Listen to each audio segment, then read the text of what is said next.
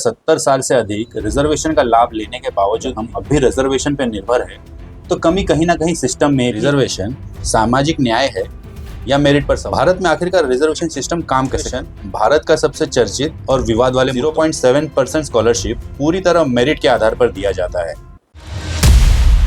एक स्टूडेंट 98% लाता है और दूसरा 45%। कई लोगों का मानना है रिजर्वेशन के चलते कम मार्क्स लाने वाला स्टूडेंट का एडमिशन या गवर्नमेंट जॉब जल्दी हो जाता है, वहीं ओपन कैटेगरी के स्टूडेंट अच्छे मार्क्स लाने के बावजूद भी स्ट्रगल करते नजर आते हैं। क्या वाकई में ऐसा होता है? रिजर्वेशन सामाजिक न्याय है या मेरिट पर सवाल? भारत में आखिरकार रिजर्वेशन सिस्टम काम कैसे करता है?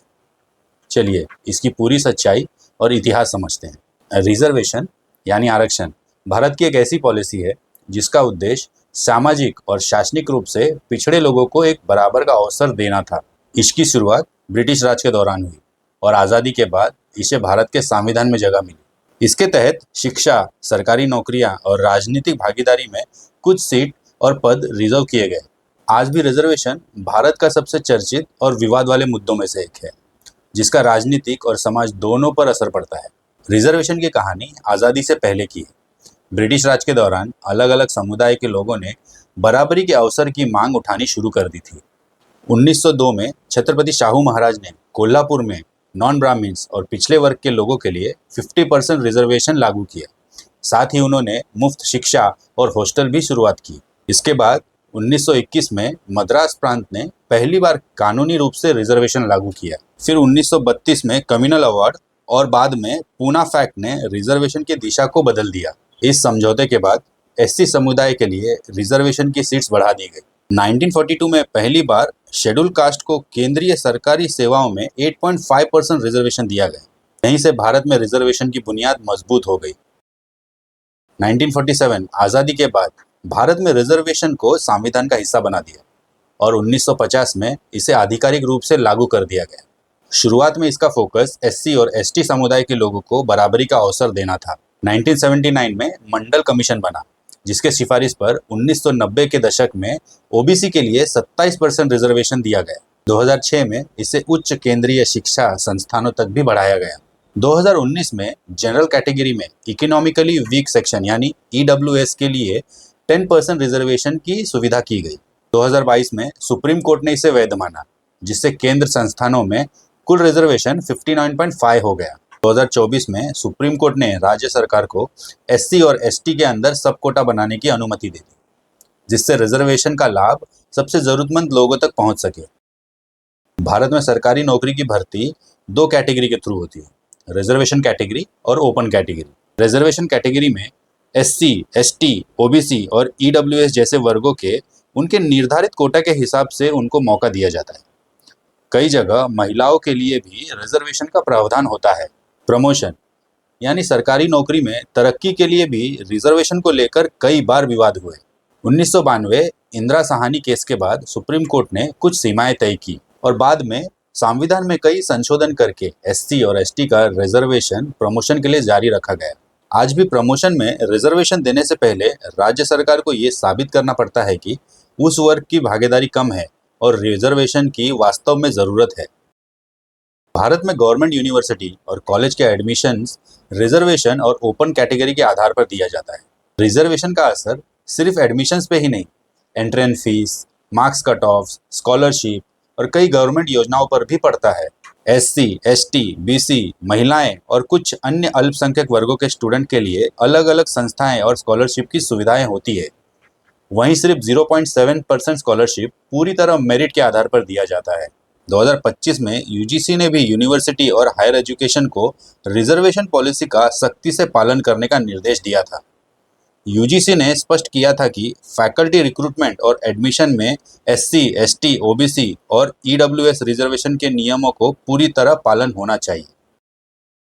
भारत में रिजर्वेशन के नियम हर राज्य में एक जैसे नहीं होते। केंद्र शिक्षा संस्थानों में एससी के लिए 15%, एसटी के लिए 7.5% और ओबीसी के लिए 27% रिजर्वेशन दी गई है, यानी कुल मिला के 49.5%। और इसके अलावा ईडब्ल्यूएस के लिए 10% रिजर्वेशन लागू की गई है।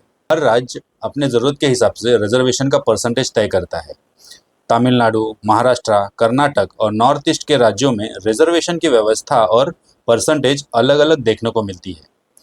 कुछ राज्यों में महिलाओं के लिए 5% से 33% का रिजर्वेशन रखा गया है। 2023 में नारी शक्ति वंदन अधिनियम पास किया गया। इसके तहत राज्यसभा और लोकसभाओं में महिलाओं के लिए 33% रिजर्वेशन रखी गई। हालांकि इसका इम्प्लीमेंटेशन अगले कोर्स ऑफ डेलिमिशन के बाद होगा। इसके अलावा गुजरात, आंध्र प्रदेश, केरला जैसे राज्यों में सरकारी नौकरी और लोकल बॉडीज के लिए महिलाओं के लिए अलग रिजर्वेशन दिया जाता है। हालांकि इस मुद्दे पर कई बार बहस होते रहता है। कई लोगों का मानना है सिर्फ जेंडर के हिसाब से नहीं, बल्कि आर्थिक और सामाजिक स्थिति को भी रिजर्वेशन का आधार बनाना चाहिए। पिछले कुछ सालों में भारत में ट्रांसजेंडर के अधिकारों पर भी कुछ खास ध्यान दिया गया है। 2021 में कर्नाटक ट्रांसजेंडर को सरकारी नौकरी में 1% रिजर्वेशन देने वाला पहला राज्य बना। 2024 में मद्रास हाईकोर्ट और कलकत्ता हाईकोर्ट ने शिक्षा और सरकारी नौकरी में ट्रांसजेंडर को 1% रिजर्वेशन देने के पक्ष में एक महत्वपूर्ण फैसला दिया। ये कदम ट्रांसजेंडर समुदाय को समान अवसर और भागीदारी देने की दिशा में एक बहुत बड़ा कदम माना जाता है। भारत में सिर्फ धर्म के आधार पर रिजर्वेशन देना संविधान के अनुरूप माना गया है, लेकिन कई राज्य सरकार ने सामाजिक और शैक्षणिक रूप से पिछड़े धार्मिक समुदाय को रिजर्वेशन का लाभ दिया है। जैसे तमिलनाडु में मुस्लिम और क्रिश्चियन समुदाय के लिए अलग कोटा है, जबकि आंध्र प्रदेश और केरला में मुस्लिम समुदाय के लिए रिजर्वेशन की व्यवस्था की गई है। इसके अलावा कुछ मुस्लिम समुदाय को ओबीसी लिस्ट में शामिल किया गया है, जिससे उनको ओबीसी का रिजर्वेशन का भी लाभ मिलता है। धर्म के आधार पर रिजर्वेशन का मुद्दा आज भी कानूनी और राजनीतिक बहस का एक महत्वपूर्ण विषय बना हुआ है। रिजर्वेशन को लेकर भारत में हमेशा से अलग अलग राय रही है। 2011 में केंद्र सरकार ने ओबीसी कोटा के अंदर धार्मिक अल्पसंख्यक के लिए 4.5 सब कोटा देने का फैसला किया था, लेकिन ये फैसला चुनाव के पहले लिया गया, जिससे इस पर राजनीतिक फायदा होने का आरोप भी लगाया गया। बाद में आंध्र प्रदेश हाईकोर्ट ने इस फैसले को रद्द कर दिया गया और कहा गया सिर्फ धर्म के आधार पर रिजर्वेशन देना उचित नहीं है।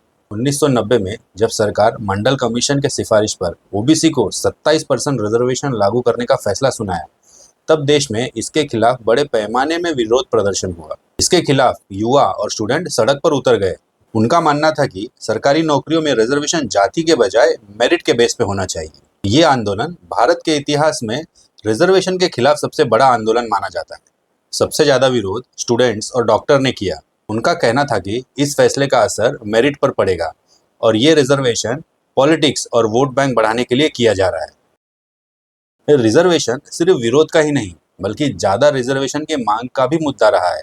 गज्जर, जाट, पाटीदार और मराठा जैसे कई समुदाय ने अलग अलग समय पर ओबीसी या रिजर्वेशन कैटेगरी में शामिल होने के लिए आंदोलन किए। इसमें कुछ आंदोलन शांतिपूर्ण रहे और कुछ में हिंसा, रेल रोड ब्लॉक और संपत्ति का नुकसान भी हुआ। कुछ राज्य सरकारों ने रिजर्वेशन देने की कोशिश की, लेकिन इसे हाईकोर्ट ने बाद में रद्द कर दिया। ये दिखाता है कि भारत में रिजर्वेशन सिर्फ सामाजिक न्याय नहीं, बल्कि कानूनी और राजनीतिक बहस का बहुत बड़ा मुद्दा रहा है। 2019 में केंद्र सरकार ने इकोनॉमिकली वीक सेक्शन यानी ईडब्ल्यूएस के लिए 10% रिजर्वेशन लागू किए। ये रिजर्वेशन उन लोगों के लिए थी जो जनरल कैटेगरी से आते थे, लेकिन आर्थिक रूप से कमजोर थे। इसके लिए सालाना पारिवारिक आय और संपत्ति से जुड़े कुछ मापदंड तैयार किए गए। रिजर्व कैटेगरी के लिए कुछ एलिजिबिलिटी रूल होते हैं। एससी, एसटी और ओबीसी के दर्जा उनके सामाजिक इतिहास पर तय होता है, लेकिन रिजर्वेशन का लाभ हर व्यक्ति को नहीं मिलता। जैसे ओबीसी कैटेगरी में क्रीमी लेयर यानी आर्थिक रूप से मजबूत वर्ग के लोग, यानी जिनकी आय या सामाजिक स्थिति निर्धारित सीमा से ऊपर होती है, वो रिजर्वेशन का लाभ नहीं ले सकते। वहीं ईडब्ल्यूएस रिजर्वेशन सिस्टम सिर्फ उनके लिए है जो जनरल कैटेगरी से आते हैं और सरकार के किए गए निर्धारित इनकम और प्रॉपर्टी के मापदंडों को पूरा नहीं कर पाते। इसका उद्देश्य ये सुनिश्चित करता है कि रिजर्वेशन का लाभ वास्तव में उन लोगों तक पहुंच पाए जिनको सबसे ज़्यादा इसकी ज़रूरत है। भारत में रिजर्वेशन परसेंटेज हर राज्य में अलग अलग होती है।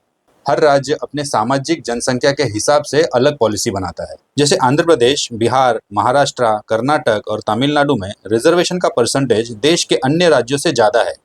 वहीं अरुणाचल प्रदेश, मेघालय, मिजोरम, नागालैंड जैसे नॉर्थ ईस्ट राज्यों में एसटी आबादी अधिक होने की वजह से उनके लिए रिजर्वेशन भी काफ़ी ज़्यादा है। कुछ राज्यों में महिलाएं, दिव्यांगन, एक्स सर्विसमैन, स्पोर्ट्समैन के लिए भी अलग रिजर्वेशन या हॉरिजॉन्टल रिजर्वेशन देते हैं। इसी वजह से भारत में रिजर्वेशन की व्यवस्था एक राज्य से दूसरे राज्य में काफ़ी अलग देखने को मिलती है। आज के समय में रिजर्वेशन को लेकर दो अलग सोच देखने को मिलती है। एक तरफ लोगों का मानना है रिजर्वेशन ऐतिहासिक रूप से पिछड़े समुदाय के लोगों को शिक्षा और रोजगार का अवसर दिया। दूसरी तरफ कई स्टूडेंट्स और प्रोफेशनल्स का कहना है कि ओपन कैटेगरी में कंपटीशन बहुत ज़्यादा हो गया है।